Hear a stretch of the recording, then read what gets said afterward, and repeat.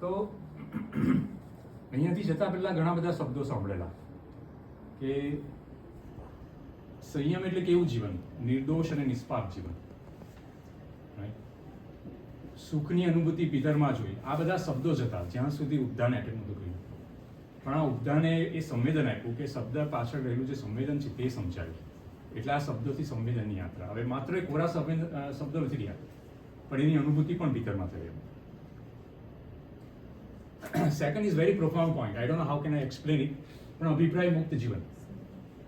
સંસારમાં કાં તો સતત આપણે અભિપ્રાય માંગતા હોઈએ અથવા અભિપ્રાય આપતા હોઈએ. આપણી સતત એવી ટેન્ડન્સી રહે કે કોઈ મને કહે કે હું કેવો છું, મારા વિશે મને વાત કરે, રાઈટ. આ એક અભિપ્રાયની ભૂખ સતત ને સતત અંદર ઉછળતી હોય. તમે ઇન્ટ્રોસ્પેક્ટ કરજો આપણી જાતની દિનચર્યાને. આવું થાય છે કે નથી થતું? સારા ને ખરાબ બેઉ. સારા ને ખરાબ બેઉ, એબ્સોલ્યુટલી. સારા હોય ત્યારે અને લેવાની બી એટલી જ આપણામાં જડ ચાલે અને આપવાની પણ એટલી જ જડ ચાલે, બરાબર. એટલે એ બેઉ બાજુ.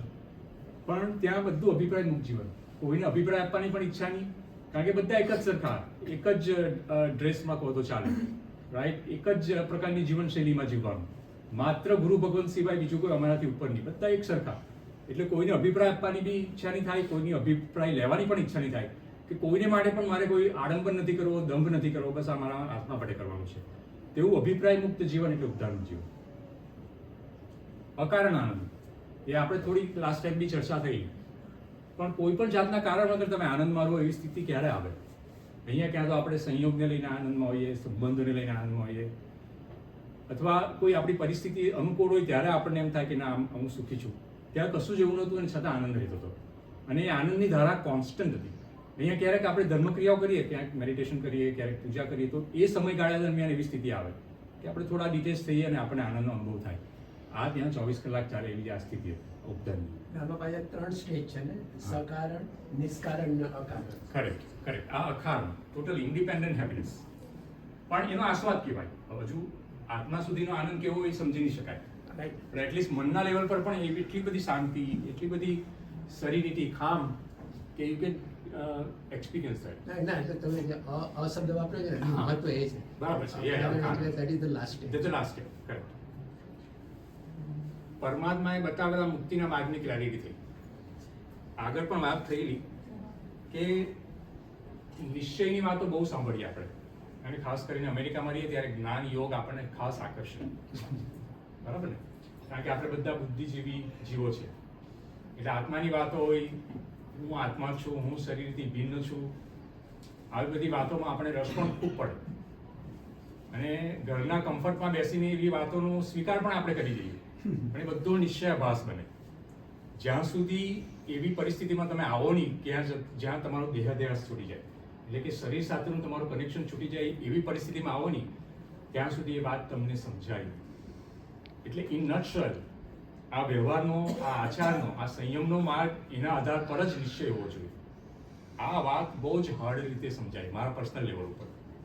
બાકી અત્યાર સુધી જે વાતોને બુદ્ધિના સ્તર પર સ્વીકારેલી હતી, એ બધી વાતોને જ્યારે અનુભવના સ્તર પર લાવ્યા ત્યારે થયું કે આચાર તો જીવનમાં હોવો જોઈએ. શ્રાવકના સ્તરનો આચાર પણ હોવો જ જોઈએ. એના વગર આ નિશ્ચયની વાત કરવી એ નિશ્ચયાભાસ. એના વગર એ બધી વાત પોકળ છે, વાત ખાલી વાતો જ છે, બીજું કશું જ નથી. એટલે જે નિશ્ચય અને વ્યવહારનો જે કમ્પ્લીટ સંપૂર્ણ માર્ગ જે પરમાત્માએ બતાવ્યો, એની સ્પષ્ટતા આ ઉપધાન દરમિયાન અમને થઈ. આ એનું ફળ છે. આ વાક્ય ઉપધાનમાં જ્યાં જીવન હતું ત્યાં જીવવાનો અવસર મળ્યો. હવે જીવન ક્યાં હોય? આપણી પોતાની જીવનની ડેફિનેશન શું અત્યારે? આપણને એમ કોઈ પૂછે કે તમે છો તો તમે કોણ છો? એ તમે કોણ છો એનો જવાબમાં શું આવે છે? કાં તો હું શરીર છું, કાં તો હું મન છું, અથવા આ શરીરમાં રહેલું એક વ્યક્તિત્વ છું. પણ શું એ જ જીવન છે? શું શરીર આપણે છીએ? કે શરીર અને મનથી ઇન્ડિપેન્ડન્ટ એવું આપણું અસ્તિત્વ છે? એવો સ્વીકાર પણ છે આપણને. એટલે આ જીવન ક્યાં હતું? જ્યાં, કારણ કે શરીર તો એક સંયોગ છે, એનો તો વિયોગ થવાનો. તો જો શરીરના સ્તર પર જીવીએ તો આપણે જીવનને જીવીએ કે મરણને જીવીએ? તો ઉપધાનમાં જે થોડી પણ આંશિક પરમાત્માની સમીપે, એટલે કે તમારા આત્માની સમીપે આવવાનું થયું, ત્યારે ખબર પડી કે જીવન જીવવાનો જે અનુભવ છે એ કેવો હોય વર્સિસ જે આપણે સતત આર્થ ધ્યાન રોત્ર ધ્યાનમાં જે શરીરના લેવલ પર મનના લેવલ પર જીવીએ એ સાચું જીવન નથી. એ તો ખરેખર આપણે મરણને જીવીએ છીએ. તો એ જે જીવન જ્યાં હતું ત્યાં જીવવાનો અવસર મળ્યો, ભલે આંશિક સ્તર પર હતું, પણ એની પણ એક છાપ અમારા ભીતરમાં, અમારા અંતરકરણમાં પડી કે આ જ સાચું જીવન હોઈ શકે. આંતરિક પરિવર્તન થાય ત્યારે બહારના જગત સાથેના વ્યવહારનો પણ ઔચિત્ય આવે. જો પરિવર્તન ભીતરમાં થાય તો એનું રિફ્લેક્શન બહાર પડે અને પડે છે, અને તે પણ બહુ ઔચિત્યપૂર્વક તમારો વ્યવહાર થાય. એટલે આપણે ઘણીવાર એમ કહીએ કે ધર્મ કરશો તમે સંસારની કઈ રીતે સાચવશો, પણ એનાથી ઉલટું છે. જો ધર્મ ખરેખર સારી રીતે પહોંચ્યો હોય તો તમારો બહારનો વ્યવહાર એકદમ સરળ બને. એ આ વાત છે કે આંતરિક પરિવર્તન થાય ત્યારે બહાર સાથેનો તમારો વ્યવહાર, તમારો ટ્રાન્ઝેક્શન, એમાં પણ ફેરફાર થયા વગર રહે નહીં. સારા માટે. હા, ઔચિત્ય means when you transact with somebody, એની સાથે યોગ્ય રીતે વ્યવહાર કરવાનો. તે વખતે હવે ધારો કે કોઈ તમે રસ્તે જતા હોય અને કોઈને એક્સિડન્ટ થયો હોય અને મદદની જરૂર હોય, ત્યારે એમ નહીં કહેવાય કે ભાઈ આ તો તારા કર્મનું ફળ છે, તું ભોગવ. ત્યાં ઔચિત્ય પ્રમાણે એને સેવા કરવી પડે, એ કરવું પડે. તો એ ઔચિત્ય તે વખતે આવી જ જાય. એટલે what is right? જે સમયે જે કરવાનું યોગ્ય તે કરવાનું. What is the clear meaning of ઔચિત્ય? ઔચિત્ય એટલે યોગ્યતા. હા, જે સમયે જે યોગ્ય હોય વિવેક પ્રમાણે કરવાનું. I don't know how to explain. કોઈને ખ્યાલ આવે ઔચિત્ય Appropriate પણ ચાલે. હા, Appropriate પણ એપ્રોપ્રિએટ વર્ડ પણ ચાલે. એટલે ખાસ આ વસ્તુ રાખવાની કે આ ધર્મમાં સ્વ અને પર બેવનું કલ્યાણ થવું જોઈએ. આ એકના કલ્યાણની વાત નથી કે મારું જ કલ્યાણ થાય અને બીજાનું જે થવાનું થાય, એવી વાત નથી. બેવના કલ્યાણ થાય તો એ ધર્મ સાચો ધર્મ છે, જીન શાસનની ડેફિનેશન પ્રમાણે. આરાધના સત્વથી નહીં પણ સમર્પણથી થાય. આ એક બહુ જ ડીપ ફિલિંગ હતી, કારણ કે એ વખતે અમને ખબર જ નહીં હતી કે આટલું હાર્ડશીપ અમે ભોગવી શકીશું. પણ જેવું સાધુ ભગવંતો સાથેનું અમારું સમર્પણ કનેક્શન થયું, એમને સમર્પિત થયા, પછી બધું થવા માંડ્યું. એટલે કહેવાતી હશે. હા, કહેવાતી, કારણ કે અમારી કેપેસિટી ખબર નહોતી. રાઈટ. રાઈટ. પણ જ્યારે અમે એ વિચારવાનું છોડી દીધું અને પૂરેપૂરા સમર્પિત થઈ ગયા, એનો શબ્દ આપણા શાસ્ત્રીય શબ્દ છે, કોને ખબર છે? તહતી. અને સાહેબજી અમને આ પ્રકારના પ્રયોગો પણ કરાવતા. દરરોજ સવારે 100 ખમાસણા થાય ને ત્યારે એક પ્રયોગ આપે અમને, અને અમારે મંત્ર તહતી બોલવાનું. સવારે તે દિવસે નિવી હોય તો કે ભાઈ તમારે આંબેલ કરવાનું છે, કોઈ પ્રશ્ન નહીં કરવાનો. જે કોઈ બી હોય તેને, જેને પાડવું હોય તેને, કોઈ ફરજિયાત નહીં, પણ આપણે તહતી કહી દેવાનું. હવે તમારે આંબેલ કહ્યું છે તો આંબેલ સાહેબજી એમ કે આ દિવસે તમારે બધી વસ્તુને કડિયાતુમાં બોલીને ખાવાનું. આવું આંબેલ અહીંયા તો ક્યારે થયું નથી. પછી કે આજે તમારે ફક્ત 10 દ્રવ્યથી આંબેલ કરવાનું, સાહેબ તહતી. પછી કે આવતીકાલે સવારે આપણે ડુંગર પર યાત્રા કરવા જવાનું છે, સાહેબ તહતી. તે દિવસે ઉપવાસ હોય અને એમ બી પૂરી મૂઠનું પચખાણ 1 વાગ્યા સુધી પાણી પણ નહીં પીવાનું. પણ છતાં પણ એવું યાત્રા એકદમ સરળતાથી થઈ જાય, કારણ કે તહત તેમને સમર્પિત થઈ જાય. નહીં, પણ ક્વેશ્ચન એ છે કે તમે 400 to 500 સાથે હતા હવે. હા. તો સાહેબજીનો એટલો સમય કેવી રીતે મળે તમને? સાહેબજીને એટલો સમય કેવી એ પછી પોતાનું ઉત્પાદન કરે. જો આ સમૂહમાં કરો તો એ શુદ્ધતા જાળવવાની જવાબદારી પોતાની લીધી. નહીં, સાહેબને સમય નહીં મળે એટલે બધાને જાહેરમાં કહેવાય. પણ જેને જે સ્વીકાર્યું તે સ્વીકારે. જેને પકડું તે પકડી લે. ઇન્ડિવિજ્યુઅલ તો ભાગ્યે જ કોઈને મળે. ઇન્ડિવિજ્યુઅલ, પણ આવી રીતે આ રીતની વાત બધી જાહેરમાં થાય. એમની ઉર્જા અને ઓરા જેટલી હોય ને જબરજસ્ત પકડાય છે, કોઈ સવાલ જ ન પડે, સહજતાથી બધું થઈ જાય. બધું. ના, ના, I was just saying કે one on one contact થાય એટલે. એટલે ઉપવાસ કર્યા તો આમાં ગુરુ ભગવંતનો ફાળો ખૂબ મોટો એવું છે. ગુરુ જ ભગવાનનો ફાળો એનો જ ફાળો છે. ગુરુ ભગવાનનો નહીં, એમનો જ ફાળો હતો. એ જ એક્સપેક્ટેડ. એટલે ઘણું બધું એમના પર એક્સેપ્ટ કરીએ, કારણ કે બીજી કદાચ જઈએ તો ક્યાં ક્રિયાનું જ મહત્વ હોય. કદાચ આટલા અંદર સુધી ના પણ ના જવાય, લઈ એવી રીતે જાય. હોય. એ પણ બની શકે. એબ્સોલ્યુટલી. મેં કીધું ને, આ માત્ર ક્રિયાનો, આ ઉપદાન માત્ર ક્રિયાનું પૂરતું નહોતું. આમાં અધ્યાત્મનો રંગ હતો. અધ્યાત્મ બહુ જ ડીપલી એમાં ઇમ્બેડેડ હતું. એટલે આવા અનુભવનો અનુભવ છે. ક્ષેત્ર, હા, એબ્સોલ્યુટ. બધું ભેગું થઈ ગયું. દ્રવ્ય, ક્ષેત્ર, કાળ. દ્રવ્યથી દાદા હતા, દ્રવ્યથી ગીતા ભગવંતો હતા, રાઈટ. ક્ષેત્રથી સિદ્ધવડ હતું, અને કાળ કેવો હતો તે બી તમને કહું, તમે વાત કરી શકો. જે કાળમાં અમે ઉદ્ધાન કરતા હતા ને, તે જ કાળમાં ઇતિહાસ એમ કે છે કે 63 કરોડ મુનિઓ સિદ્ધ ગતિએ પામ્યા. આ જ જગ્યાએથી. એટલે કાળ પણ શ્રેષ્ઠ હતો. આસો પૂનમ 23 જાન્યુઆરી હા, અને સાહેબે એક એક્ઝેક્ટ નંબર બી કાઢ્યો. એમને શાસ્ત્રનો અભ્યાસ કરેલો, 63 કરોડ સમથિંગ આખો નંબર બી કાઢ્યો. 45,000. જેટલા સમય દરમિયાન તમે ઉદ્ધારમાં છો એટલા સમયમાંથી આટલા કરોડો મુનિઓએ સિદ્ધગતિ બીજું તમારી સિઝન બહુ સારી હતી. કદાચ આસો મહિનો હોય તો થોડી ગરમીને કારણે આપ એવું કહો કે ભાઈ ગિરિરાજ પર જવું છે હા. તો પૂરી મૂડ આવતા કદાચ પ્રોબ્લેમ miss થઈ કરતા. શકે. પણ આ સિઝન પણ એવી સરસ હતી કે તમે પૂરી mood હા આવતું. હા હા, પૂરીમઠમાં થયું બધું બરાબર છે. પણ તો બી તરસ બહુ જ લાગતી. જે દિવસે નિમિનો દિવસ સમય હોય ને પૂરી મુઠ્ઠે સવારે અરે, પણ જે માટલા પાસે બેસાડે અમને. હા, બસ એવું જ કે હતું. પસખાણ આવે એટલે પાણી કેવી આમ પાણી પાણીની કિંમત ત્યાં થઈ છે સાચું પૂછતો તો. પણ એ છતાં સિઝન સારી હતી. હા, એ છતાં season સારી. ત્રણેય season નો અનુભવ થયો. એક season નો નહીં, ગરમી, રાત્રે ઠંડી, ગમે તે પાછી વરસાદ. ઠંડક થઈ જતી હતી. સારું. એટલે 4 વસ્તુ કે દ્રવ્ય ક્ષેત્ર હા. અને ભાવ. ભાવ એટલે અમારે ભાવ ભાવ તો બધાના આપણે- શ્રેષ્ઠ હા, ભાવ તો શ્રેષ્ઠ. એ પાછું પોતાનું ઉપાદન કરાવતા હતા. અને આ જે સમર્પણની વાત છે ને સાહેબ, આપણને એમ થાય કે હું તો માસ કમણ કરી શકું. થાય. પણ ગુરુ ભગવાન તો એક બહુ સરસ દાખલો આપ્યો. તમે માસ કમણ કરો ને ગુરુ ભગવાન એમ કહે કે ના તારે આજે અવકાશ કરવાની છે, તો એ તારું સામર્થ્ય છે. નહીં તો તું તારો જ ચંચુપાત, તારો જ ઈગો એમાં પાછું બોલી દે છે. એટલે આ આવી બધી સાધના, કોઈ પણ મને પૂછે ને હવે ત્યારે પૂછે કે ભાઈ ઉદ્ધાન કરવું તો શું કરવાનું? માત્ર એક જ કામ કરવાનું, ગુરુની આજ્ઞાને સમર્પિત, અરે પરમાત્માની આજ્ઞાને સમર્પિત અને ગુરુને સમર્પિત. બસ આ બે વસ્તુ લઈને જજો.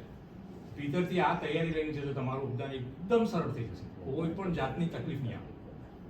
એવું નથી કે ત્યાં શારીરિક તકલીફ અમને નથી આવી, પણ એ શારીરિક તકલીફ ક્યારે ચાલી ગઈ ખબર નથી પડી.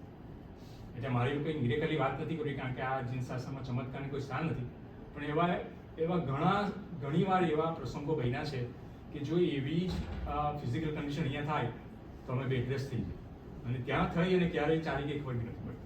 હું મોગમમાં જ કહી દઉં તમને. ત્યાં આ શિસ્ત પહેલેથી શીખવાડવામાં આવતું હતું. ત્યાંની પબ્લિક સાથે આટલા શિસ્તમાં રહેવું. હા હા, એ પહેલા ચોમાસુનું જે 4 મહિના થઈ ગયા ને, એટલે એ તો એક અતિ જ ત્યાં. ઓકે. પણ લોકોમાં બી શિસ્ત આવી ગયેલી. તમને કીધું તેમ કે કોઈ બી પ્રવચન શરૂ થવાનો હોય, સાહેબજી આવે પેલા 15 મિનિટ બધા એને ગોઠવાય છે શાંત ભાવે. સાહેબજી આવે પછી બીજી કોઈ જાતની કોઈ એનાઉન્સમેન્ટ નહીં, કઈ નહીં, માત્ર ને માત્ર તત્વની ચર્ચા. અને લાઉડ સ્પીકર પણ નહીં, એટલે Loud PA speaker system પર નહીં. કશું જ નહીં, માત્ર તત્વની ચર્ચા. અને એ ચર્ચા દરમિયાન તમે ગમે તે પ્રશ્ન પૂછો અને એમના જે પ્રબુદ્ધ જવાબ આવે તો આપણને હેરાન કરી દે. એવા બધા ગીતાર્થી ગુરુ હતા ત્યાં. એટલે પ્રશ્ન પૂછવાની કોઈ વાત ના નથી, પણ એ પ્રશ્ન ફક્ત ને ફક્ત કન્ટેક્સ્ટમાં હોવા જોઈએ, કે આ એને વિષયના સંદર્ભમાં જ પ્રશ્ન હોવા જોઈએ, એવા જ પ્રશ્ન પૂછવાના. એટલે આ વાત બહુ પ્રોફાઉન્ડ રીતે સમજાય કે આ સમર્પણથી જ સહજ પ્રગટે. બાકી આપણે આપણી જાતને જો ત્યાં મૂકીએ ને વિચારીએ તો આપણાથી કશું જ થાય નહીં, એ વાત છે ત્યાં. પછી out of comfort zone, right. આ પર્સનલી લેવલ પર કહું તો હું I want to live in comfort zone. જે બધું બરાબર ચાલતું હોય તો પછી એને ડિસ્ટર્બ કેમ કરવું, એવું થાય આપણને. પણ જ્યારે આ ઉદ્ધારમાં જવાનું થયું, હવે જ્યારે ભૂતકાળનું વિચાર કરીએ કે આ બધું કેવી રીતે નક્કી થયું, શું થયું, તો ત્યારે આઈ સ્ટ્રોંગલી ફીલ કે આ ડિવાઇન કારણ હતો. આ ભગવાને જ બધું સેટ કરેલું. જો મારે આ બાબતનું ડિસિઝન લેવામાં આવે 55 દિવસ અહીંયાથી બધું છોડીને જોબ પરથી પણ આ જોખમ લઈને, તો મારાથી આ થયું જ નહીં હોતે. પણ આ there is a divine plan કે આ બધું થઈ ગયું, ખબર જ નહીં પડી એમ. એટલે મારું કહેવાનો મતલબ એ છે કે મારી ક્ષમતા કેટલી છે જ્યારે વિચારવાનું છોડી દઈએ ત્યારે અનહદ શક્તિનો આવિર્ભાવ થાય છે. આપણે આપણી જાતને લિમિટેડ કરી દઈએ, આપણે બહુ લિમિટેડ છે એવું માનીએ, પણ આપણી જે પોટેન્શિયલ છે એ ત્યારે જ ખબર પડે જ્યારે આપણે આપણી જાતને કમ્ફર્ટ ઝોનમાંથી બહાર મૂકીએ. રાઈટ. તમે જે બી કમ્ફર્ટમાં રહેતો હોય એમાંથી તમારી જાતને બહાર મૂકો તો જ તમને તમારી પોટેન્શિયલ બહાર આવે. એટલે મારી ક્ષમતા કેટલી છે જ્યારે વિચારવાનું છોડી દે ત્યારે અનહદ શક્તિનો આવિર્ભાવ થાય છે. આપણા માટે કલ્પી પણ નહીં હોય એવી સંભાવના પ્રગટ થાય. બહુ સત્ય વાત છે આ. અને આશ્ચર્ય થાય કે મારું આ રૂપ બદલાયું કેવી રીતે. પછી હવે આટલા દિવસો રહ્યા, અમે કંઈ સાધુ તો થઈ નહીં ગયેલા હતા, ત્યાં પણ વિભાવો તો આવતા જ. ડિઝાયર, રાઈટ, ઈચ્છા થાય, ક્રેવિંગ થાય ખાવાની, ટેમ્પટેશન થાય, કોઈ વાર ગુસ્સાના ભાવ બી આવે, આ બધા વિભાવ થતા. પણ આ ત્યાંની જીવનશૈલી એવી હતી, એને એમાં સત્વ એવું હતું એમાંથી પાછા ફરી શકતા. આપણને સંસારમાં ઘણીવાર એવું થાય, કોઈ એક વિચારમાં સ્ટ્રક થઈ જાય, કોઈ બી નેગેટિવ વિચારમાં, તો એ લૂપમાંથી બહાર આવવું બહુ અઘરું પડી જાય. ઘણીવાર થાય છે કે નહીં એવો અનુભવ. પણ અહીંયાનો અનુભવ એવો હતો કે એ અમારા પર હાવી નહોતા થતો. એ થતા હતા, એનું એકનોલેજ બી થતું હતું કે આ કેમ થયું, પણ ફરી પાછા ફરી જવાતું હતું. કારણ કે એની લાઈફસ્ટાઈલ જ એવી હતી. આખો દિવસ શુભ ભાવમાં રહે એવું આયોજન ત્યાં થયેલું હતું. એટલે આ પણ એક કહેવાની વાત એ છે કે જો શુભ ભાવમાં આપણે પ્રવૃત્ત રહીએ તો આવા બધા વિભાવો આપણા પર હાવી નહીં થાય. મનુષ્ય ચેતનાને શરીર અને મનથી ઉપર ઉઠાવી દે છે. મનુષ્યત્વ એટલે કે ચેતનાને શરીર અને મનથી ઉપર ઉઠાવી દે છે. એનો અર્થ શું થાય? તો આપણે જે સ્તર પર અહીંયા જીવીએ છીએ ને એ સ્તર અને એનિમલ એટલે કોઈ પણ તિર્યંસનું સ્તરમાં બહુ ખાસ ઝાઝો ફરક નથી. એ પણ એના શરીરના સ્તર પર જ જીવે છે, એ પણ એના મનના સ્તર પર જ જીવે છે, એ પણ એના શરીરને અનુભવીને જ જીવે છે, મનને અનુભવીને જ જીવે છે. પણ સાચું મનુષ્યત્વ, સાચું જીનત્વ ત્યારે જ આવે જ્યારે એ સ્તર પરથી ઉપર થઈને જીવીએ. આ ઉદ્દાને એનો એક અવસર અમને અપાવ્યો. એનાથી ઉપર થઈને જીવવું એટલે શું? તો કે જ્યારે તમે શરીરનો દેહાધ્યાસ ઓછો થાય, દેહાધ્યાસ છૂટે, મનથી તમે થોડા ડિટેચ થાવ, મનથી થોડા ઉપર થાવ, પછી હવે શરીરની તકલીફ આવે, શરીરને ભૂખ લાગે, પણ એ બધી સેકન્ડરી બની જાય, બધી ગૌણ બની જાય. એ તમને ક્યારેય નડે નહીં. એની પાછળ તમને દોડવાનું કશું મન નહીં થાય. જ્યારે ખાવાનું મળે ત્યારે ખાઈ લેવાનું, પણ જો ખાવાનું નથી મળ્યું તો એને માટેના આર્ત ધ્યાન, રોત્ર ધ્યાન નહીં થાય. તમારી ચેતના જ્યારે એટલી ઉપર ઉઠી રહ્યું ત્યારે. એટલે જ્યારે વિચાર આવે આપણને હંમેશા વિચારે કે સાધુ ભગવાન તો કેમ આટલી તકલીફમાં હોય, પણ એ તકલીફ જ નથી ખરેખર કહું. કારણ કે એમની ચેતનાનું સ્તર એટલું ઉપર આવી જાય કે આ બધી તકલીફ જ નથી એમને માટે. એક માત્ર પોતાના શરીરના નિર્વાહ માટેનું એક સાધન છે ખોરાક, એ આપી દે અને પછી આગળ કામ ચાલે. એટલે ખરેખર જો મનુષ્યત્વને અનુભવવું હોય, મનુષ્યત્વને સાર્થક કરવું હોય જીવનમાં, તો એવી કંઈ ક્રિયા કરવી કે જેમાં આપણે મન અને આપણા શરીરથી આપણી ચેતનાને ઉપર ઉઠાવીએ. એ મનુષ્યત્વ છે, એ જીનત્વ છે. નહીં તો ત્યાં સુધી આપણી અને તિર્યંસની, આપણી અને એનિમલની ચેતનામાં ઝાઝો ફરક નથી. થોડી વાત કડવી લાગશે પણ આ અનુભવ પછી સમજાવી શકે છે.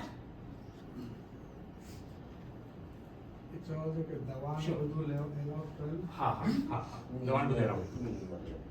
એટલે તમારી જે રેગ્યુલર દવા હોય તે બધું લઈ શકાય. તો એ લોકોએ છે ને મેડિકલ રાખેલી હતી, એક ડોક્ટર ફૂલ ટાઈમ રાખેલો અને એક વૈદ્ય પણ ફૂલ ટાઈમ રાખેલો ત્યાં જ. એટલે અણહારી દવા આપે, ફરે નીવની ટાઈમે બી ફરે, અને ક્લિનિકમાં તમે ગમે ત્યાં જઈ શકો. અને તમને જે વૈદ હોય, ધારો કે તમારી પેલી દવા નથી લેવી તો વૈદ પાસે જઈને અણહારી દવા પણ આપી શકે તમને. એટલે બધી વ્યવસ્થા તો રાખેલી. અને તમારી પોતાની બી દવા લેવાની હોય તો સાહેબજી સર જોડે વાત કરીને તમે થોડા છૂટછાટ કરી લઈ શકો.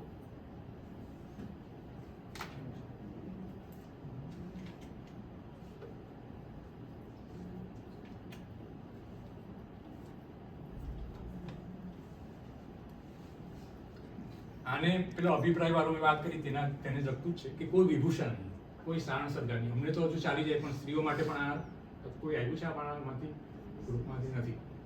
કોઈ વિભૂષણ નહીં, સામાન્યતામાં જીવવું.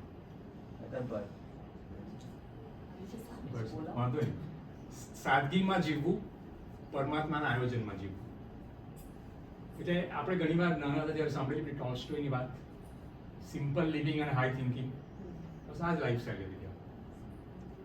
એટલે કે પોતા પ્રમાણે જીવવું જ નહીં, બધું જ સોંપાઈ દેવું. આખું જીવન એટલું અદ્ભુત હોય એવો આનંદ ઉદ્યાનમાં જ માણવા મળે. આવું જીવન એટલું અદ્ભુત હોય એવો આનંદ ઉદ્યાનમાં જ માણવા, સોંપાઈ જવાનું. આપણે આપણી કોઈ ચિંતા જ કરવાની નહીં, આપણે આપણી બાબતમાં કોઈ જાતનો સંચોપાત કરવો નહીં. આ જ ઈગોને ડિઝોલ્વ કરવાનો આ ઉપાય છે. આનાથી સરળ બીજો કોઈ ઉપાય જ નથી. પરમાત્માને સોંપાઈ જવાનું, ગુરુને સોંપાઈ જવાનું.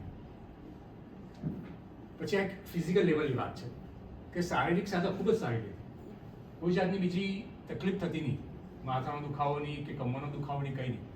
એનું મુખ્ય કારણ હતું કે જૈન પદ્ધતિમાં થતી યોગિક મુદ્રાની ક્રિયાઓ. ચૈત્ય વંદનમાં કરીએ ત્યારે ડાબો પગ, વંદિતો હોય ત્યારે જમણો પગ, વાંદણા લઈએ ત્યારે જુદું પોસ્ચર. આ બધા પોસ્ચર પ્રમાણે જો તમે સ્ટ્રિક્ટલી ક્રિયા કરો ને તો તમે આ શરીર સાદા ખમણ ખૂબ જ ફ્લેક્સિબલ, ખૂબ જ સારી રહી. આ એક અનુભવ થયો. અને બીજા 100 ખમાસણા, આખો દિવસ 100 ખમાસણા આપીએ પછી પણ ઉર્જા શરીરમાં એવી ને એવી જ લાગે આપણને. તો એનું એક કારણ એ હતું કે યોગિક મુદ્રામાં થતી આપણી જૈન ક્રિયાઓ. આ એક બહુ સાયન્ટિફિક સબ્જેક્ટ છે. જો કોઈને ખબર હોય તો આના પર રિસર્ચ થઈ શકે વાત છે. આપણી બધી જે પોસ્ચર છે એટલે જ આપણામાં આસન નથી, આપણામાં કોઈ બીજી યોગના પ્રાણાયામની બી ક્રિયા નથી. આપણામાં પ્રાણાયામની જગ્યાએ તપ કરવાનું કીધું છે અને આસનની જગ્યાએ બધી ક્રિયા કરવાની કીધું છે. બધું જ વણી લીધું છે. આપણી આખી જીવનશૈલી એવી છે કે તમે તનથી, મનથી, આત્માથી, બધીથી તમને સુખી કરે. 47 days એકલતા મારી આ એટલે અત્યાર સુધી જીવેલા જીવનનું સર્વાઈવ કરવાની તક મળી. આ એક ક્યારે આવી તક મળતી નથી કારણ કે અહીંયા છે ને આપણી પાસે હંમેશા એસ્કેપ પ્લાન હોય. જ્યારે બી એકલા પડીએ આપણે આપણી કંપની જ નહીં ગમે, કાં તો ટીવી જોઈએ, કાં તો સોશિયલ મીડિયા હોય, કાં તો કોઈ બીજી પંચાયતમાં પડીએ. પણ અહીંયા તો એવું હતું જ નહીં, ફરજિયાત તમારે તમારી સાથે જ સમય કાઢવાનો. અને આ એક ખૂબ જ enlighten moment in the sense કે આટલા વર્ષો જે જીવનના વિતાયમાં ક્યાં ક્યાં ભૂલ થઈ, ક્યાં ક્યાં કોની સાથે દુર્વ્યવહાર કર્યો, આ બધું નજર સમક્ષ આવીને ઉભી રહી જાય તમારે. આ એક બહુ ઇમોશનલ વાત છે, એટલે બહુ પર્સનલ છે, આગળ નહીં કહું. પણ જ્યારે જ્યારે તક મળે ત્યારે આવી રીતે સોલિટ્યુડ, એકલતામાં રહેવું, પોતાની સાથે સમય કાઢવો. અને તમને માનશો નહીં, આપણે ત્યાં એક પ્રકારનું તપ આપ્યું જ છે. ખબર નહીં, આ સર્વજ્ઞને આ વાતની ખબર જ હશે કે ભવિષ્યમાં આટલા બધા સોશિયલ મીડિયાને બધું થવાનું છે. એ કયો તપ છે આપણામાં, તમે કહો? આ તપ છે જ સંલિનતા. સંલિનતામાં કરવાનું શું છે? 48 મિનિટ સુધી અથવા તમે જે ધારો તે શરીરને સ્થિર કરીને એક જગ્યાએ બેસી રહેવાનું છે. તમારે તમારી સાથે સમય કાઢવાનો, એ સંલિનતાનો તપ છે. બાહ્ય અભ્યંતરમાં સ્વાધ્યાય સ્વાધ્યાય આત્મા સાથે. પણ બાહ્ય જ્ઞાન પણ છે ને અદ્ભુત જીનશાસન. જો એક એક તમે એના પડડો ખોલો, એક એક રહસ્યો ખોલો, તેની માટે અહોભાવ, બહુમાન ભાવ, જગ્યા વગર રહે. પહેલા બાહ્ય ત્યાગનું આકર્ષણ હતું. એટલે પહેલા તો હતું કે આહા આટલું બધું ત્યાગી અને કોઈ દીક્ષા લે, કોઈ પણ ત્યાગીને જોયું એટલે અંદરથી આકર્ષણ થતું, બાહ્ય ત્યાગ. પરંતુ ભીતરમાં પરમાત્મા સાથે જોડાણ થાય તો એની નજીક અવાય અને બહાર બધું છૂટી જાય એવી સ્થિતિનો આંશિક આસ્વાદન ઉભી. પછી છોડવું નહીં પડે, છૂટી જાય એવી એક સ્થિતિ આવીને ઉભી જાય એક સમય. તો આ છે ઉદ્ધારનું અંતિમ પ્રેઝન્ટેશન, અંતિમ અજવાળું. હવે કોઈ પ્રશ્ન હોય તો કહો, નહીં તો પછી આપણે આજનો બીજા વિષયમાં જઈએ. તો આપણે લાસ્ટ ટાઈમ લીધેલું હતું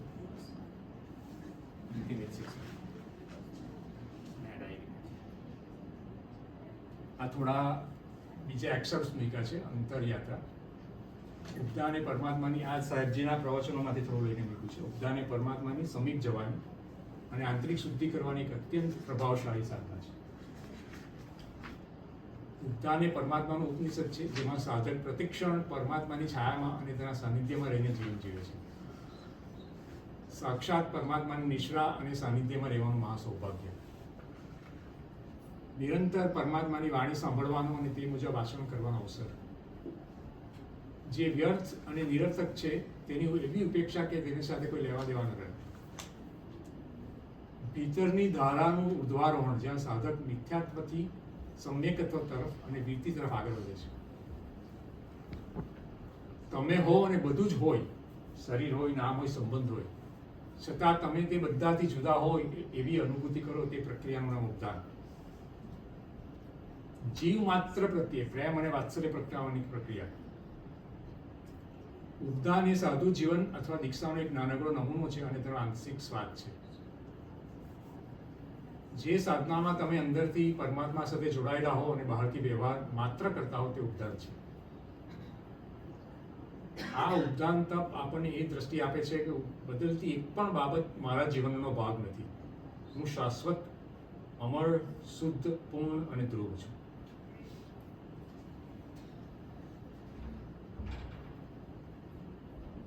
હવે આપણે આજના બીજા વિષયમાં જઈએ. અથવા કોઈને કોઈ પ્રશ્ન હોય, આમાં કોઈ ચર્ચા કરવી હોય તો. 3 ક્વેશ્ચન છે. હા, બરોબર. Sure. પહેલું, પ્રીરેક્વિઝિટ શું હતા? એટલે કેટલા સૂત્ર આવવા જોઈએ ઉદ્ધાર એટલે કરવા કોઈ માટે? prerequisite નહીં. તમારું ઉપાદાન લઈને જવાનું, તમારી તૈયારી લઈને જવાનું કે મારે પરિવર્તિત થવું છે, મારે બદલાવું છે. અને કીધું તેમ સમર્પિત થઈને જવાનું. કોઈ પ્રીરેક્વિઝિટ નહોતું. ઉલટું સાધુ ભગવાન તો વિચારતા હતા કે એવા શ્રાવકો આવે કે જેને અત્યાર સુધી એવો કોઈ અનુભવ નથી કર્યો. એટલે ક્લીન સ્લેટ. ક્લીન સ્લેટ હોય વધારે. હા, એવી એમની ઈચ્છા હતી. કોઈ પ્રીરેક્વિઝિટ નથી. પ્રોબ્લેમ ન થાય હા, ક્રિયામાં? એટલે પ્રોબ્લેમ થાય, શરૂઆતમાં બહુ પ્રોબ્લેમ થાય.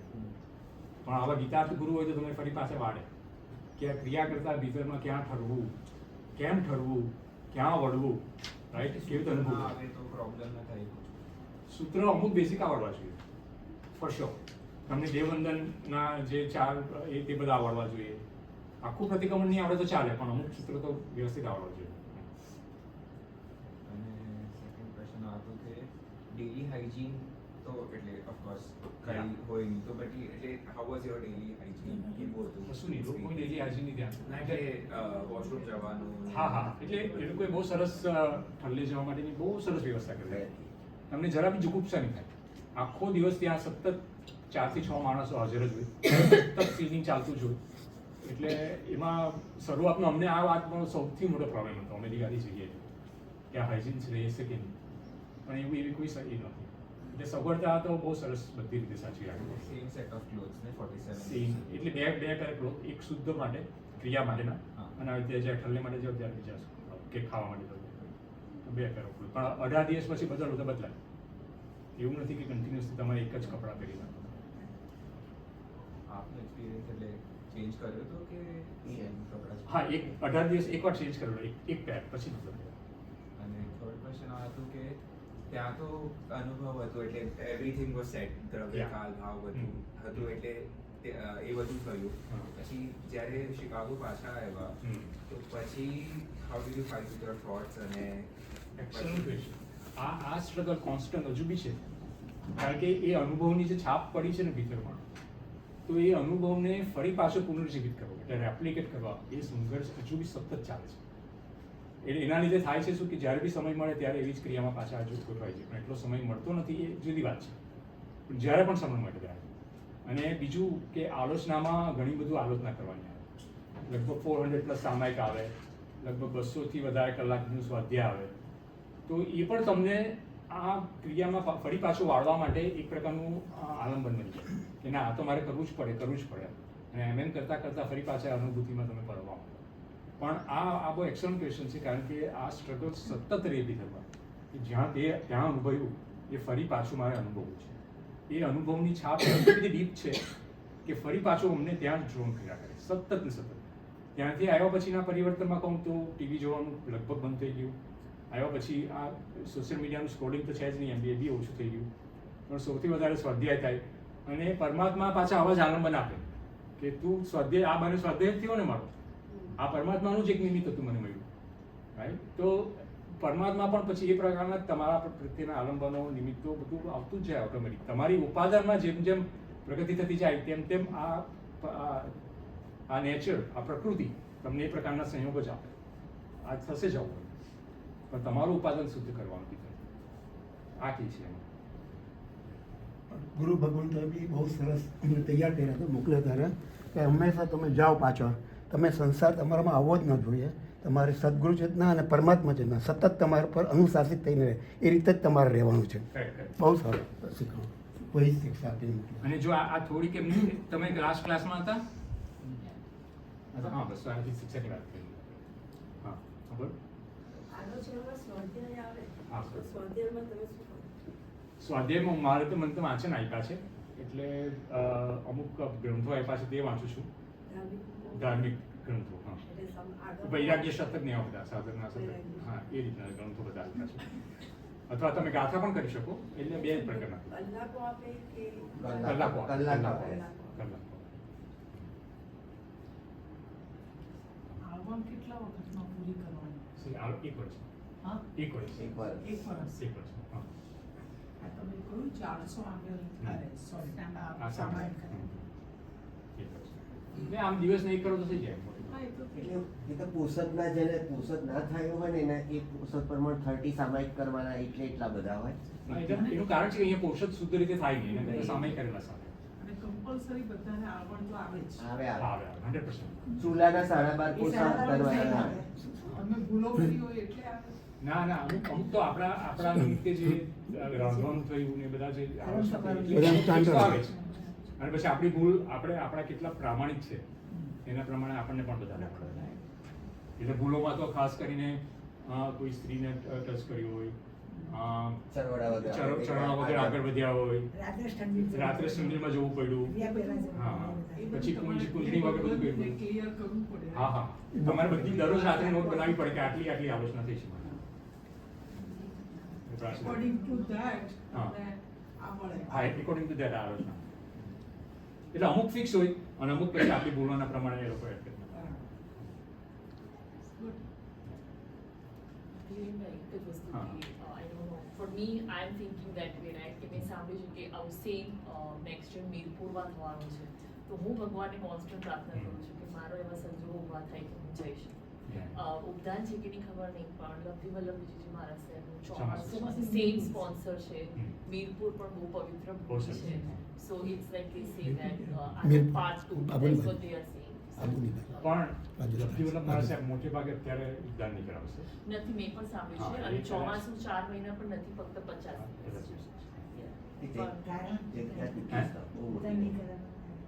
એ સાહેબજીને પૂછ્યું, પણ મેં પર્સનલી પૂછેલું એમને તો કે મારી અમને ઈચ્છા નથી ઉદ્યાન કરાવવાની. એમને છે ને આ શિબિરમાં વધારે પરિણામ મળે છે, કારણ કે એવા લોકો જાય છે જેમને જૈન ધર્મનો ખાસ પરિચય નહોતો, જૈન હોવા છતાં પણ. એટલે શિબિરમાં એમણે ખાસ વધારે પરિવર્તન જોયું લોકોમાં વર્ષી સુધતા અચલગઢમાં એમની ઓળી છે. હોળી છે અત્યારે સુધી. ધીરે 2028 પાછું થવાનું છે ને ચોમાસું તો. સિદ્ધવડ. ચોમાસું તો બધે થવાનું હા, છે, સિદ્ધવડમાં જ થવાનું છે. પણ જ્યારે બી એમનું નહીં થાય ને યશતનો મારા સાહેબનું થાય તો પણ જજો, તો પણ જજો. એટલા જ પ્રબુદ્ધ છે. ભારતનો ઓપિનિયન શું છે કે આપણે મીડિયા એમને જે ટેપ કરેલું છે એ સાંભળે, કારણ કે આપણે તો બીજો કોઈ એનો ડાયરેક્ટ એક્સેસ નથી. હા હા, એટલે એટલા માટે જ મૂકીએ છીએ બહાર. બાકી તો એમને મૂકવાનું આમ બહાર પબ્લિશ કરવાનું કોઈ કારણ જ નથી કે લોકો સાંભળે એટલા માટે. પણ એમનો ભાવ એવો ખરો કે ના, ભાવ તો એવો છે કે ત્યાં આવીને જ સાંભળો. કારણ કે તમે જ્યારે એમને એમના ઓરામાં બેસીને સાંભળો ને ત્યારે તમારી પરિણતિ જુદી જુદી. આ અનુભવથી જ અમને આ વખતના અનુભવમાં સમજાય. 100%. ત્યારે તમે ઓટોમેટિક ઠરતા જ જાઓ, તમારે કશું કરવાની જરૂર નહીં પડે ના જ્યારે ઓરામાં જઈને સાંભળો ત્યારે. અને સાંભળતા જ જે પરિણામ થાય ને એના જેવું બેસ્ટ બીજું કોઈ નહીં. આપણે એમ માનીએ કે સાંભળી લીધું ફરી પછી એના પર હું પ્રયોગ કરીશ, એવું નહીં. એ સાંભળતા જ તમારે પરિણામ મળે. એ તમને ત્યાં જ અનુભવવા મળે એમની હાજરીમાં. તમે પણ અહીંયા હતા, તમને આ બધું કેવી રીતે મળે? એ બહુ જ ઇન્ટરેસ્ટિંગ સ્ટોરી છે. લગભગ 2017-18ની સાલમાં મને લવલી વલ્લભ મહારાજ સાહેબનું માટુંગામાં ચોમાસું હતું. તે વખતે પ્રથમવાર એમનું એક પ્રવચન સાંભળવા મળ્યું. હવે મને પહેલેથી થોડો ફિલોસોફીમાં અને સ્પિરિચ્યુઆલિટીમાં રસ્તો હતો છે. એ પહેલાં ઘણા બધાના પ્રવચનો, ઘણી બધી સાહિત્ય વાંચેલું, સમજેલું. પણ આ મહારાજ સાહેબનું પહેલી જ વાર વાંચવા પછી જે પરિણામ થયું ને એ મને એટલું બધું આકર્ષી ગયું કે તે જ દિવસે રાત્રે લગભગ 12 વાગે બેસી કરીને મેં પત્ર લખ્યો. એ લેટર હજુ બી મારી પાસે છે. અને બીજા જ દિવસે એમનો પાછો પત્ર આવ્યો અને અમારું કનેક્શન બંધાયું. ત્યાર પછી પત્ર વ્યવહાર શરૂ થયો અને ત્યાર પછી આવ્યું કોવિડ. હવે કોવિડ મારા માટે બ્લેસિંગ્સ થયું. મેં કીધું ને કે જો તમારું ઉપાદાન શુદ્ધ હોય ને તો તમારા નિમિત્ત આપોઆપ પૂર્ણ થઈ જાય. અને એમનું ચોમાસું કોઈ જ વખતે મારું જ્યાં સુરતમાં ઘર છે ત્યાં થયું, સારીપત્રમાં. એટલે હું ત્યાં ગયો અને એમની જોડે મને લગભગ 15 દિવસ સાથે રહેવાનું મળ્યું, એકલા. અને કોવિડને લઈને બીજી કોઈ ક્રાઉડ નહોતું, બીજું કોઈ આવતું નહોતું. એ માત્ર તે વખતે બીજા સાધુ સાધી ભગવંતોને વાસણ આપતા અને તે વખતે મારી હાજરી હતી. Continuously I stay with you અને ત્યાંથી કનેક્શન. અને પછી એમના પ્રવચન પર આધારિત આખું બુકનું પુસ્તકનું મેં સંકલન કર્યું અને એને બતાવ્યું. પહેલાં એમણે ના પાડેલી મને, પણ છતાં બી મેં કરીને ગયો. પછી મેં કીધું સર આ તમે અમને તો આપો છો બધું ઓડિયોના રૂપમાં, પણ જે બીજા સાધુ સાધ્વી ભગવંતો છે એમને તો એક્સેસ મળે નહીં. એ ચોમાસાથી પછી વિહાર કરીને જાય તો તમારા પ્રવચનો સાંભળે કેવી રીતે? એટલે એ ઇન્ટેન્શનથી મેં આખું એમના પ્રવચનનું સંકલન બુકમાં કર્યું, જે આ બુક હતી, દ્રષ્ટિ પરિવર્તનનો પુરુષાર્થ.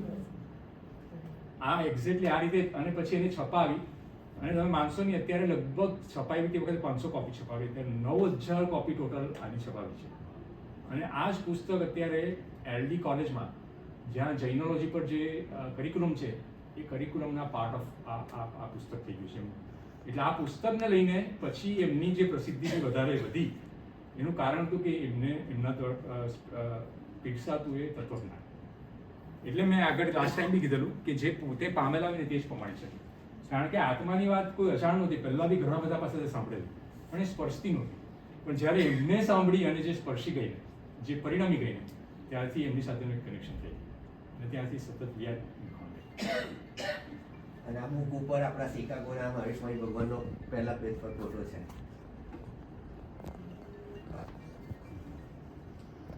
કઈ ક્રિયા તમે ઘણું બધું અહીંયા કરતા હતા, કઈ ક્રિયા તમે ઉદ્ધાર ત્યાં પાછી લાવ્યો છો, તમે કરો છો, એટલે સજેસ્ટ કરો કેવી છે? શ્રેષ્ઠ ક્રિયા સામાયિક. શ્રેષ્ઠ ક્રિયા સામાયિક. સામાયિકમાં આપણે જે હમણાં વાત કરી ને પરમાંથી સમાઈ જવું, પરમાં સમાવવું અને પરથી સમેટાઈ જવું અને પરમાં સમાઈ જવું. તમને જો ઇન્ટરેસ્ટ હોય તો એક વાત કરું એમાં. એ સૂત્રમાં જ એના બધા રહસ્યો છુપાયેલા છે એટલે, અને એ ગુરુગમથી સાહેબજી દ્વારા જ મળેલા છે. એક મિનિટ ખાંગી ગઈ. સોરી.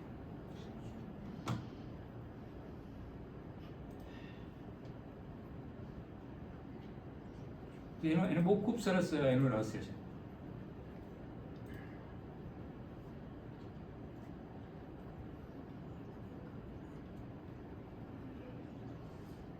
આ વાત સ્વમાં સમાઈ જવા માટે પહેલા પરમાંથી સમજાઈ જવું પડે. હવે આપણે કરેમી બંતે સૂત્ર બોલીએ, રાઈટ? કરેમી બંતે સામાયમ સાવજ્જમ જોગમ પચખામી. એ આખા સૂત્રમાં બે આજ્ઞા છે પરમાત્માની. એક આજ્ઞા શ્રદ્ધા માટે છે અને એક આજ્ઞા આચરણ માટે છે. કરેમી બંતે સામાયમ, હું સામાયિક કરું છું. તો આ નિશ્ચયથી હું સામાયિક કરું છું એનો અર્થ શું થાય? સામાયિક એટલે સમય, સમય એટલે આત્મા. એટલે પરમાત્માનો પહેલો જ ઈશારો એ છે કે હું આત્મામાં રહું છું એવી પ્રતિજ્ઞા કરું છું. હું મારા સ્વભાવમાં સ્થિર થાઉં છું એવી પ્રતિજ્ઞા કરું છું. અને બીજો ભાગ છે સાવજમ જોગમ પચખામી, હું પાપ પ્રવૃત્તિમાંથી નિવૃત્ત થાઉં છું. એટલે નિવૃત્ત થવું એટલે મારે જે એટેચમેન્ટ છે પર સાથેનું, બહાર સાથેનું, એમાંથી હું સમેટાઈ જાઉં છું. અને સ્વમાં સમાવવાની ક્રિયા એટલે કરેમી બંતે સામાયમ. એટલે પરમાત્માની હંમેશા બે આજ્ઞા હોય, એક આસ્થાની આજ્ઞા હોય અને એક આચરણની આજ્ઞા હોય. પણ કાળક્રમે થતું એવું છે, આ ગુરુગમથી સમજાયું કે આપણે આસ્થાની આજ્ઞાને હંમેશા ભૂલી જઈએ. પરમાત્માની શ્રદ્ધાની આજ્ઞા એટલે કેવી આજ્ઞા કે તમારે તમને કયા સ્વરૂપે માનવું. તમે શરીર છો કે તમે શુદ્ધ આત્મા છો, એ પરમાત્માની આસ્થાની શ્રદ્ધાની આજ્ઞા. અને આચરણની આજ્ઞા એટલે તમારે શું કરવાનું છે એ સ્થળ, એ લેવલ સુધી પહોંચવા માટે. તો આ બે વચ્ચેનો જે ગેપ છે એમાં હંમેશા આપણે એક વ્યવહારની ક્રિયામાં આચરણની આજ્ઞાને જ પકડી છે, આ આજ્ઞાને ભૂલી ગયા છે. તો સામાયિક એક એવો અનુષ્ઠાન છે કે જેમાં બંનેનો સમન્વય થાય. સામાયિકની બધી જ આજ્ઞામાં એવું થાય.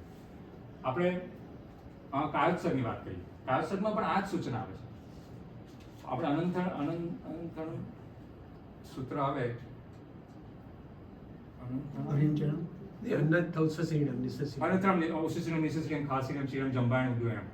તો તેમાં 3 ભાગ છે. પહેલો ભાગ શરીરના આગાને લઈને છે, બરાબર? પણ પછી બીજો ભાગ સાધ્યનો આપેલો છે. નમો કારમી ન કારમી તાવ કાયમ, જે ભાગ છે ને તેમાં એવું કીધું છે, આ બી ગુરુગમથી સમજાયું કે જ્યાં સુધી હું મારા આત્માનો સ્પર્શ નહીં કરું, મારા સ્વભાવનો સ્પર્શ નહીં કરું, ત્યાં સુધી કાપસકમાંથી બહાર નહીં. અને પછી સાધન આપ્યું, તારે કહું કરું કેવી રીતે? ઠાયણમ મોણણમ જાણણમ અપાણમ વોસિરામી. અપાણમ વોસિરામીનો બી અર્થ શું થાય? હું મારા બધા સંબંધોમાંથી છૂટું છું, હું મારા બધા સંયોગોમાંથી છૂટું છું, હું મારી આઈડેન્ટિટીમાંથી છૂટું છું. હાલ હું બસ પરમાત્મા તમારામાં સમાવું છું. અપાણમ વોસિરામી એટલે કે આત્માને, કયા આત્માને ઓશિરાવાનો? કે જે આત્મા ભ્રમિત થઈ ગયો છે, જે આત્માને પોતાની આઈડેન્ટિટી ખબર નથી, જે આત્મા પોતાને પર તરીકે માને છે, એવા આત્માને હું ઓશિરાવું છું અને મારામાં સમાવું છું. તો આ જે આખું સૂત્ર છે જે અમને રુદ્રદેવ મારા સાહેબ આવ્યું, આ જૈન શાસનની કોઈ પણ આરાધના હોય, કોઈ પણ ક્રિયા હોય, તેને માટે લાગુ પડે.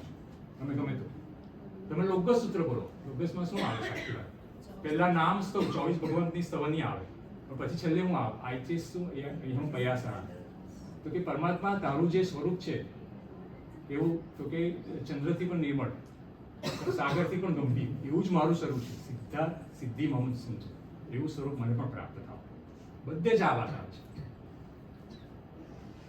એટલે જેમ જેમ તમે આ ગુરુગમથી આ બધા રહસ્યો જાણો ને તેમ તેમ આ શાસન પ્રત્યેની તમારી બહુમાન, એના પ્રત્યેની આસ્થા ખૂબ વધે.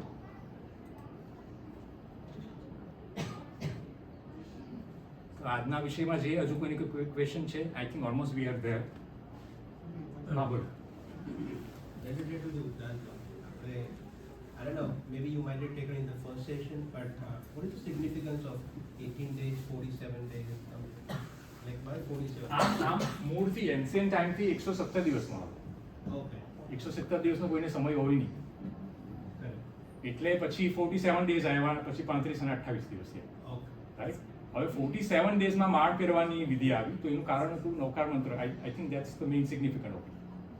અને પછી જે ઇડિયાવે સૂત્ર, પ્રતિકવળ સૂત્ર, સિદ્ધાર્થ બુદ્ધાણો, એ બધા સૂત્ર, એ બધાને લઈને જે વાત આવી એમાં એટલે એક્ઝેક્ટલી એનો પરમાર્થથી શું મિનિંગ છે ખબર નથી, પણ વ્યવહારથી આ વાત છે કે 117 દિવસને બદલે એ 47. પછી પાછા કાળક્રમે એમાં બી સુધારો થયો કે 47 દિવસથી કોઈ એ નહીં થાય તો પછી 18 દિવસનો કરીએ, પણ ઓરિજિનલ 117 દિવસ.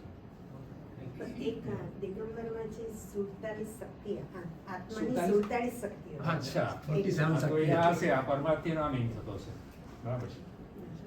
એટલે જે આમ તો આત્માની અનંત શક્તિઓ છે, પણ અત્યારે જે આપણે કાઉન્ટ કરી શકીએ હા, એવી હા. 47 એનું આખું સૂત્ર ને બધું છે. તો પછી આ નહીં હોઈ શકે, બરાબર છે. 47 શક્તિઓ, એની પર ઘણા પ્રવચનો પણ છે. Yeah. એટલે આપણે મૂળ જે વાત કરી કે પરમાત્માના શાસનના દરેક અનુષ્ઠાન પરમાત્મા બનવા માટે છે. એટલે પરમાત્માને 47 ડેઝનું ઉપદાન હોય કે 48 મિનિટનું સામાયિક હોય, દરેકમાં વાત આ જ આવીને ઉભી છે. અને પરમાત્મા એટલે કયા પરમાત્મા? સાકાર બહાર પરમાત્મા છે તે નહીં, આપણી ભીતર રહેલા પરમાત્મા તરીકે પરિણમ. એ જ આ જૈન શાસનનો સાર છે. આખી જીન વ્યવસ્થા તમને પરમાત્મા બનાવવા માટેની જ બનેલી છે. પરમાત્મા બનાવવા એટલે તમને તમારા સાચા સ્વરૂપ સુધી પહોંચાડવા માટે જ છે. આ જ જીન શાસનનું એક આશય છે, બીજું કોઈ આશય નથી.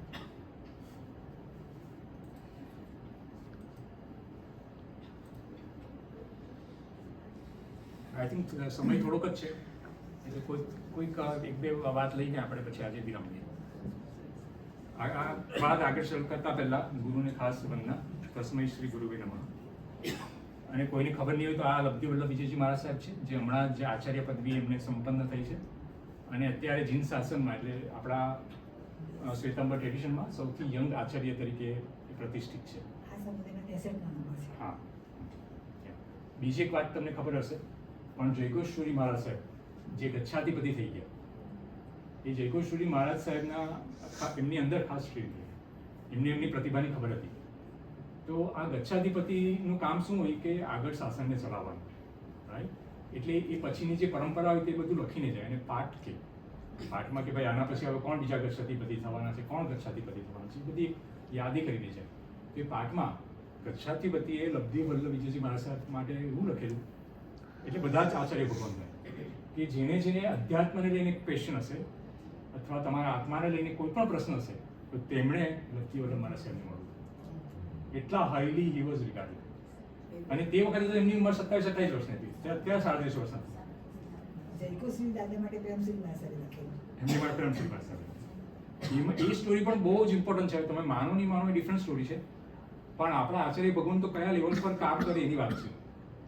પ્રેમસુરી મહારાજે મહાવિદ્ય ક્ષેત્રમાં દેવ દ્વારા પૂછાયું કે અત્યારે મહારાજ કચ્છમાં કોણ નિકટ ભવી મોક્ષે જનારા છે, અને એમાં જયઘોષપુરી મહારાજ દાદાનું નામ આવ્યું. રામચંદ્રસુરી પણ હતા. અને એ રીતે એમણે પાઠમાં એમને લખેલું કે હવે મારા પછી ભુવન પછી આ એ થશે. એટલે આ બધા છે ને સિદ્ધ પુરુષો છે, આ માનવાથી થાય. આ છે ને એક શ્રદ્ધાનો વિષય છે, પણ હું બહુ સ્પષ્ટપણે માનું છું કે આટલા બધા વર્ષોની એમની સાધના, જે રીતે સંયમ જીવન પાડે ને, એમનામાં એવી શક્તિઓનો પ્રાદુર્ભાવ થાય અને થાય છે. તમે માનો કે નહીં માનો. અને જ્યારે અત્યારે પણ આજની તારીખમાં પણ આચાર્ય ભગવાન તો દેવ સાથે કોમ્યુનિકેટ કરી શકે, અને દેવ એમની જે ઇન્ફોર્મેશન હોય એ મહાવિદ્ય ક્ષેત્રમાંથી લઈને પાછી અહીં લાવી શકે. એવું જ આપણે એક શ્રાવક સાથે પણ બન્યું છે. હવે થોડીક વિષયાંતર થાય છે, પણ બાબુભાઈ ખડીવાર આપણે બધાએ સાંભળ્યું છે. તો ભદ્રંકર વિજયજી મહારાજ સાહેબ જે દેવગતિ તે વખતે પામેલા, એમણે એને સપનામાં આવીને કહ્યું કે આ જ્ઞાન ભંડારમાં દેવચંદ્ર 24ના ગ્રંથ છે, તું બહાર લાવ, કારણ કે કોઈને ખબર નથી. તો એમને જ્યારે એમને મળ્યા, એમને વાત કરી, તો એ પાટણના જે જ્ઞાન ભંડારમાં ગયા અને ત્યાંથી પુસ્તક જે અત્યાર સુધી આપણા માટે બહાર જાહેરમાં હતું જ નહીં, કોઈને ખબર જ નથી કે દેવચંદ્ર 24 હતી, અને આજે કેટલી બધી પ્રખ્યાત થઈ ગઈ છે. એ દેવચંદ્ર મુનિ બી નિકટગામી મોક્ષે છે, અત્યારે મહાવિદ્ય ક્ષેત્રમાં છે, કેવલી તરફ છે. અને ભદ્રંકર વિજયજી મારે અત્યારે તીર્થંકર તરીકે આવવાના છે. તીર્થંકર છે. એમની પ્રતિમા અમદાવાદમાં છે. ઓલરેડી છે. મારી પાસે ફોટો પણ તપોવનમાં છે. તપોવનમાં, સોરી, અમદાવાદ તપોવનમાં છે. આવતી 24 તીર્થંકર છે. પિક્ચર નામ પણ છે. પૃથ્વી ભદ્રંકર વિજય મહારાજ આવી ગયું છે. પ્રતિમાજી છે. અને એ પ્રતિભા તમે જ્યારે જુઓ ને ત્યારે જ ખબર પડે કે હ્યુમનલી કેવી રીતે પોસિબલ. એટલા બધા બિઝી હોય, એ લોકોનું 14 થી 15 કલાકનું તો સ્વાધ્યાય ચાલતો હોય અને છતાં પણ કોઈ પણ જાતની પ્રિપેરેશન કર્યા વગર આવે અને બીજા જીવને પરિણામ આવે એ રીતની સ્પર્શના કરાવી શકે એવી શક્તિ આવે ક્યાંથી?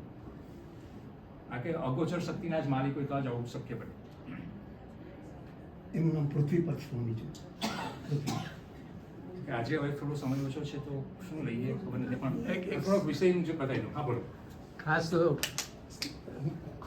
ખૂબ હનુમાનના છેલ્લા 2 વીકથી, એટલે કે આ વીકમાં ને આ વીકમાં એમણે બહુ સરસ રીતે અંતરના ઉમળકાથી એટલે ભાવ વ્યક્ત કર્યા અને આપણને ત્યાં પહોંચ્યા એટલે ઘૂસ બમ થાય એવી સ્થિતિ. એટલે ખૂબ હનુમાન. ત્યાં પહોંચી ગયા. અને જો બીજું એક સજેશન છે, જો બીજા કોઈને કંઈ ના કરું, એક બહુ સરસ સંગીત એટલે આપણે મ્યુઝિકનું છે, જીયા કબ તક ઉલઝેગા. એ જો આપણે બધાને એ કરવું હોય, લાઇટ બંધ કરીને અથવા તો આમાં પ્રેઝન્ટ કરવું હોય તો યુટ્યુબ ઉપર છે, જીયા કબ તક ઉલઝે. કારણ કે આપણી આની કન્ટિન્યુએશનમાં આજે તમે જે કર્યું ને આનો એન્ડ આ છે, તો એ કરી શકાય. તો 7 મિનિટનું કે એવું જ છે, એટલે આપણે સમય ઓછો છે તો બધા પોતાની આંખો બંધ કરીને કરવું હોય તો ખુલ્લી રાખીને કરવું હોય તો પણ આમાંથી ઓછો અવાજ આવે છે.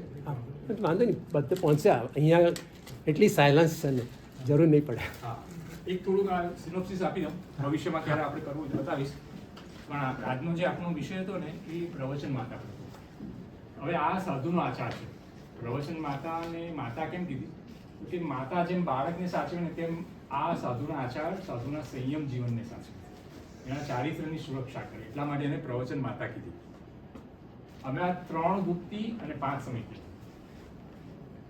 આપણે આગળ જે વાત કરી કે સ્વમાં સમાઈ જવું અને પરમાત્મા સમાઈ જાય, તો આ એક એવા સાધુ ભગવંતોની વાત છે કે 5મા ગુણસ્થાન, હવે થોડું ટેકનિકલ છે પણ 4થા ગુણસ્થાને સમ્યક દર્શન હોય પણ તે અવ્યક્તિમાં હોય.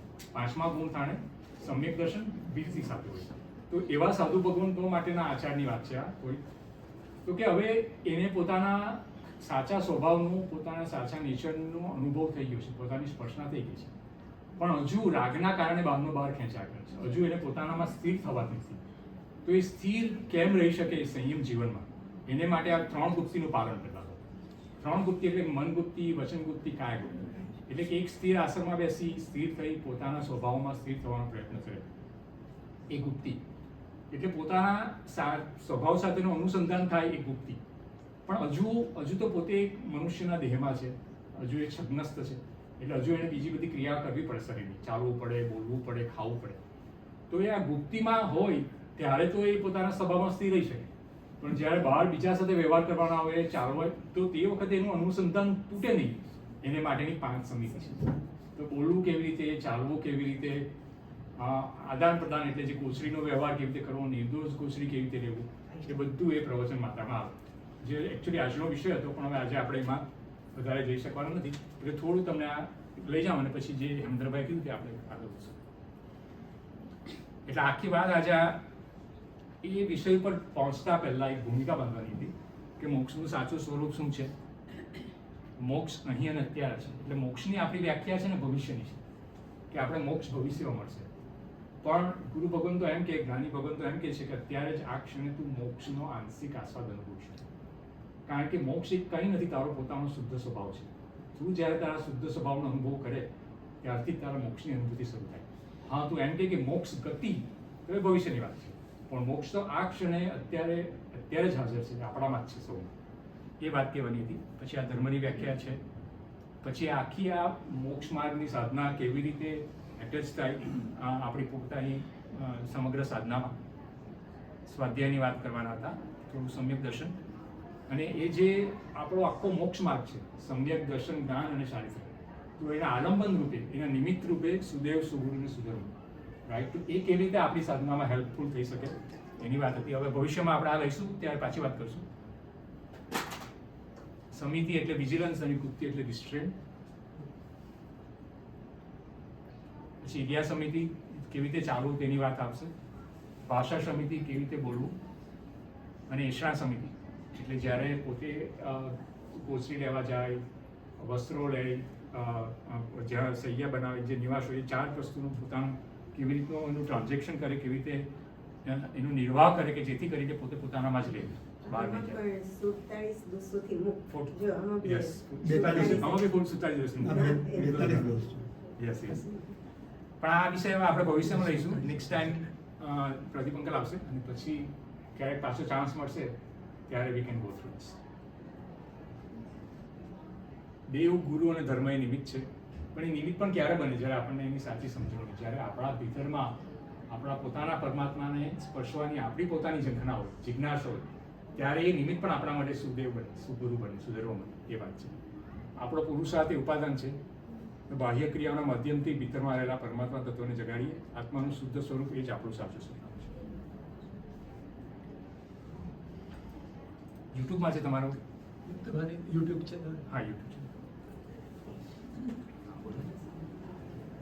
આમાં છે જીયા કબ તક ઉલઝેગા. જીયા એટલે પોતાને દરેકે પોતાના જીવ માટે વિચારવાનું.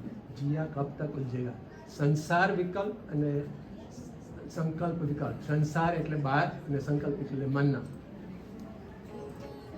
હા બસ આ જ મેક્સિમમ આપણે છે. આ મેક્સિમમ છે.